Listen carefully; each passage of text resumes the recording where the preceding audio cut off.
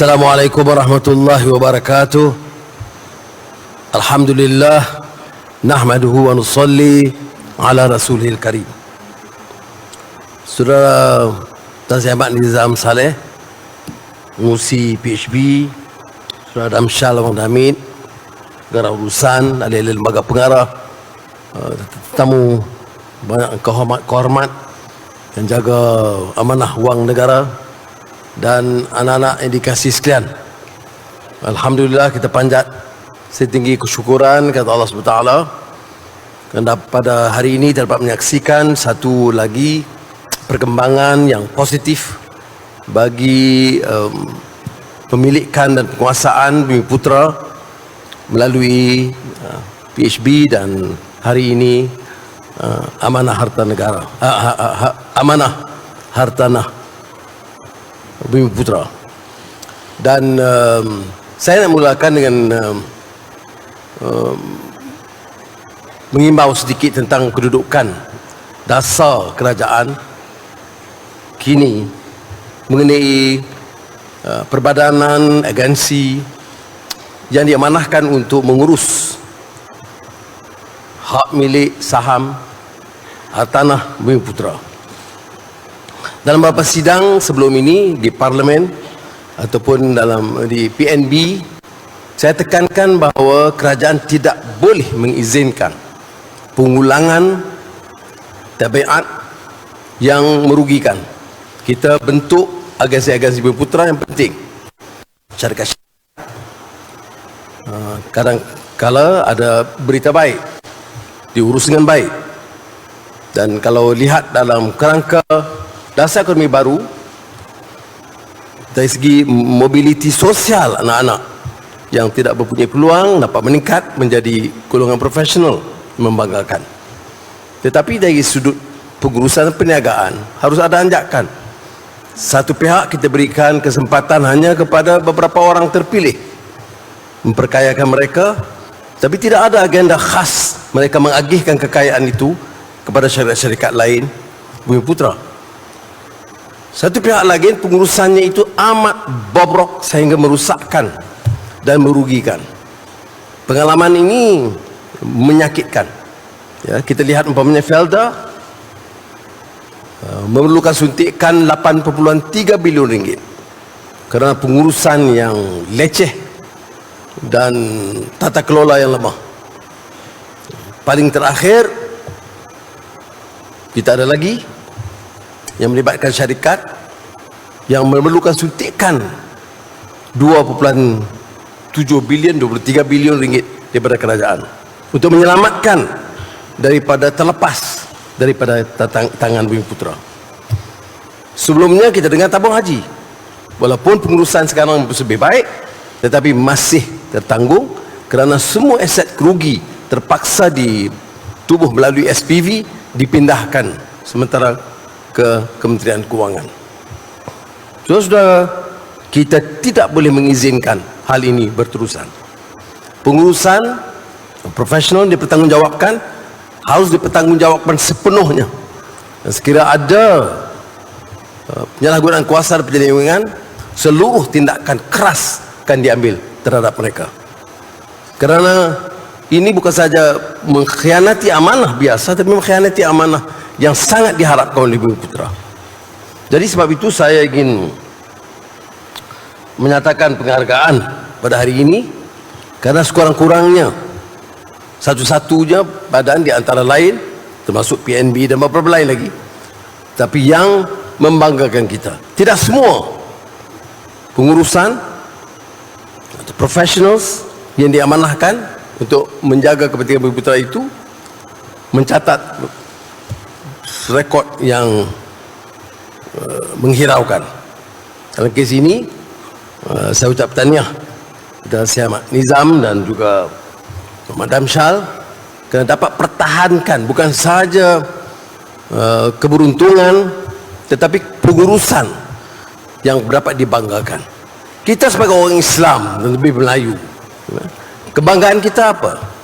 Tentunya perniagaan atau ekonomi atau pendidikan, tapi yang penting juga tentang nilai, tentang integriti.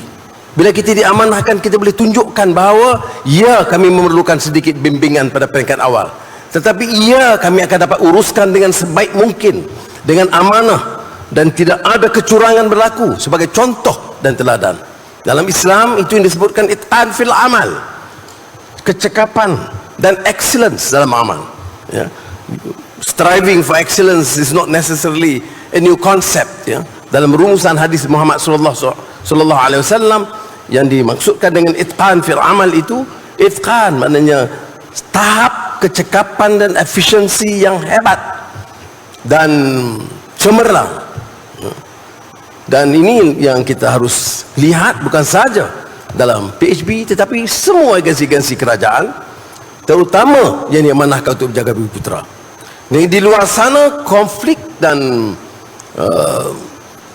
naratif serta kontroversi tentang milik bumi putera ada disenangi, ada tidak disenangi, ada jadi bahan kempen seolah-olah ini menyelamatkan Melayu, ini untuk kepentingan Melayu. Tetapi seringkali orang-orang yang bicara soal kepentingan dan penyelamatan orang Melayu juga orang yang paling khianat dan paling merosakkan dan mengaut keuntungan besar, tidak untuk masyarakat Melayu yang ramai.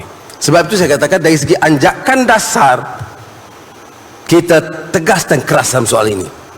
Ya, kita terpaksa selamatkan bumi putera yang merupakan majoriti dan memerlukan tempat yang bukan hadir, tentunya yang mewakili banyak badan-badan amanah dan badan-badan agensi kerajaan. Dan percayalah, kadang-kadang bila diberi amanah, dia lupa matlamat asalnya. Ada agensi bumi putera diurus dengan lemah, mengalami kerugian, terpaksa hadapi masalah, penyelesaiannya strip asset, balik kepada ke tangan bukan bumi putera. Saya adalah di antara orang yang cukup tegas dalam negara ini supaya memberi ruang kepada semua. Tetapi agensi yang diamanahkan untuk menjaga kepentingan bumi putera diberi tanah, diberi saham, diberi kemudahan kerana tanggungjawab menjaga kepentingan bumi putera, kemudian urus dengan tidak baik, ataupun kalau urus dengan baik tidak faham matlamat agensi yang ditubuhkan untuk menjaga kepentingan bumi putera. Jadi perniagaan dia itu hanya commercial interest, period. Jadi harus ada perimbangan, ya, komersial, tetapi juga seperti mana agenda kita untuk mengangkat martabat bumi putera supaya dapat bersaing dengan adil, memastikan bahawa milik itu tidak terlepas. Ada cadangan, umpamanya bila ada masalah, seluruh aset yang baik itu dijual, tentu ada keuntungan sementara untuk menampung kerugian yang ada. Tetapi ini akan menyebabkan 10 tahun lagi kita tubuh lagi satu lagi unit bumi putera kerana gagal setelah berpuluh tahun. Sebab itu saya ingin menekankan hal ini, dan bagi pihak kerajaan saya bagi pengakuan di sini, saya tidak bersedia untuk terlangsung. Saya tahu ucapan-ucapan ini disenangi oleh segelintir, tidak disenangi oleh ramai. Tapi kerana pilihan raya lambat lagi, lebih baik saya cakap sekarang.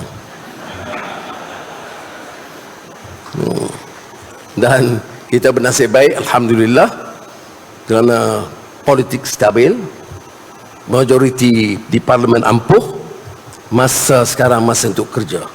Sebab itu sudah lihat, umpamanya dalam mengatur hal-hal ini, saya mengajak rakan-rakan saya dalam Jemaah Menteri untuk terus jelas ke depan, tumpu dalam perhatian membangunkan ekonomi.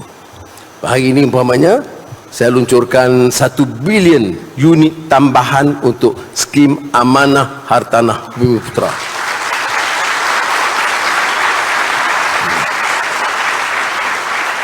Ini lonjakan yang agak besar, ya, meningkatkan saiz dia menjadi 5 bilion unit. Tapi yang istimewa tentang PHB, EHB dan juga seperti PNB yang saya terangkan di Pulau Pinang, bulan lalu ialah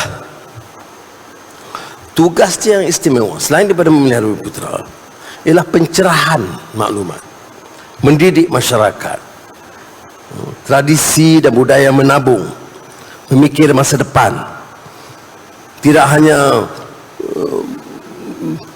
belanja boros sesuka hati, tidak terpilih untuk khayal dengan trend fashion, tapi tidak memikirkan masa depan diri sendiri. Ini yang pernah diungkapkan dulu tentang, bukan teori baru, the Veblen's theory of conspicuous consumption, bahawa trend iklan itu memujuk kita yang kerjanya gaji 2,000 tapi fashionnya RM300. Jadi hal-hal ini saudara-saudara dalam program EHB ini harus tumpu supaya berikan penerangan dan penjelasan, mendidik anak-anak kita bahawa masa depan itu selain daripada menyerah kepada yang lain, itu dapat ditentukan oleh mereka sendiri. Dalam menggalakkan apa saja yang dicadangkan, termasuk umpamanya menambah jumlah pelaburan maksimum yang dulunya kita hadkan kepada RM500,000, tapi sekarang ni ditingkatkan ke RM1 juta bagi pelabur individu.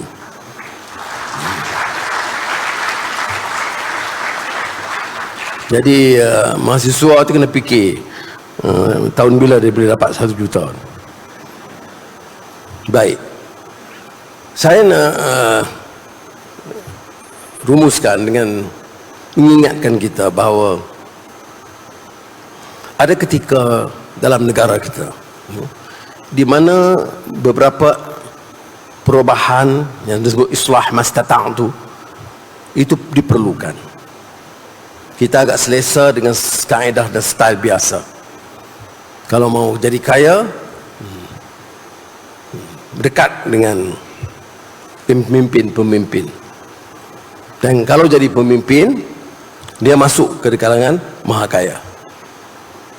Jawatan itu adalah kesempatan dan sijil untuk mendapat saham, kontrak, komisen. Ini jadi budaya penguasa dalam sistem politik. Bagaimana boleh kita menyekat budaya bobrok ini dengan menekankan bahawa kita seperti juga amanah, seperti juga skim amanah, hartanah, amanah itu ditekankan. Sebab itu dalam konsep madani, amanah itu diberikan penekanan yang cukup kuat. Kita diberi tugas, diberi ganjaran yang setimpal, khidmatlah dengan sebaik mungkin. Saya mewakili sosok yang yakin akan masa depan. Kalau tidak, saya tidak sekeras dan sedegil ini. Kalau ikhlas al-amal lillah, ada kejelasan tentang dasarnya, ada tekad untuk melaksanakannya, ada dukungan di kalangan rakyat, terutama anak-anak muda yang mengerti bahawa Malaysia sudah sampai ke tahap di mana politik picisan, politik kebencian, politik perkauman dan faham agama sempit itu ditinggalkan dan dibawa satu agenda baru untuk mengangkat martabat negara ini sebagai negara hebat di rantau kita. Kalau ada semangat yang sedemikian di kalangan kita, saya percaya kita ada keupayaan untuk melakar sejarah baru bagi negara kita. Tetapi percayalah, dengan persaingan yang amat sengit yang disebut tadi Tan Sri, pasca normal, itu dia memerlukan anjakan yang luar biasa, kerja yang luar biasa, kefahaman yang luar biasa, kecanggihan luar biasa. Kerana seperti yang saya sebut baru ini, apakah ciri-ciri petanda post normal times? It's chaos, it's complexity, it's contradictions, the world is in a state of chaos. Lihat climate, dia bukan satu keadaan asing, seluruh dunia terkesan. Lihat pergaduhan, peperangan mutakhir dalam keadaan agak terkawal timbul, dan Gaza dilanyak, dibantai secara yang paling biadab, yang tidak terjangkau bagi manusia bertamadun tahun 2024, dan didukung oleh negara-negara yang paling sophisticated, demokratik dan kaya. Complexity dan contradiction. You talk about human rights, you talk about dignity of men and women. That is post-normal times. Politiknya, ekonominya, kita fundamental sekali. Tadi saya jawab di parlimen. Pertumbuhan okey, defisit kita kawal, hutang kita hentikan, pelaburan datang, pengangguran berkurangan, inflasi rendah, ringgit jatuh. Ya, ini bukan teori ekonomi biasa, kerana keputusan Fed Amerika Syarikat naik 5.5 basis points, terlalu tinggi tarikannya. Jadi kita harus fikir post normal, total dependency on the dollar has to shift. Maka kita shift kepada sebahagiannya de-dollarization. Baiknya negara China bersedia menggunakan mata wang tempatan ringgit dan RMB 25%. Saya ingat 25% sekitar 35 bilion ringgit gitu. Satu permulaan yang sangat baik. Jadi kita bermula dengan 3 negara, China, Thailand dan Indonesia. Jadi post normal times ini juga memerlukan post normal solutions, ya. Seperti cabaran AI. Saya ke Abu Dhabi, lihat universiti pertama di dunia, Syekh Muhammad Zaid University on Artificial Intelligence. Dikumpulkan tenaga-tenaga hebat di dunia, universiti. Jadi bila saya balik, saya panggil wakil universiti, tanya, ada tak unit atau department AI? Ada kursus AI. Jadi saya cadangkan, kita wujudkan dengan dana awal 20 juta di UTM untuk mewujudkan fakulti Artificial Intelligence. Sebab ilmu ini dan kecanggihannya ada kepantasan. Nah, sebab itu satu ciri tadi saya kata, chaos, complexity, contradiction. Itu satu bab. Satu lagi aspeknya, rangkaiannya, the pace, kepesatan dan kecepatan perubahan itu terlalu pantas. Dan ini semua berlaku dalam keadaan sekaligus, yang disebut simultaneity, simultaneous change. So kita harus didik anak-anak kita dengan ilmu yang cukup, tapi dengan tekad hati nurani yang baik, kerana ia menyentuh soal nilai. Minta maaf, saya memang lajak ke lain sikit kerana tertarik dengan kehadiran anak-anak muda ni. Dia ingat, biarlah Perdana Menteri ini bercakap benda yang lain sikit. Kalau saya bercakap dengan ini, bahawa pelaburan kita dah mencecah 23 bilion dan tahun depan, itu dah dengar banyak kali lah. Jadi sebab itu saya cuba ajak dia bicara tentang post normal times, sebab bila disentuh oleh Tan Sri sebentar tadi, dia ada implikasi yang besar. Jadi biarlah saya tamat kuliah. Saya di antara kerja yang saya paling minati itu menjadi guru, dan semasa saya jadi profesor di Georgetown University, jadi that's my passion. So you ask me to give a lecture, then I can get carried away. Dan lagi pun baik sebab Tan Sri Datuk jarang dengar lecture saya tentang Post-Normal Times. Dia dengar pasal bajet. Jadi sekali lagi ucap terima kasih Tan Sri Datuk tentang kejayaan hari ini dan kejayaan meluncurkan 1 bilion unit tambahan skim amanah hartanah Bumi Putera. Terima kasih. Wassalamualaikum warahmatullahi wabarakatuh.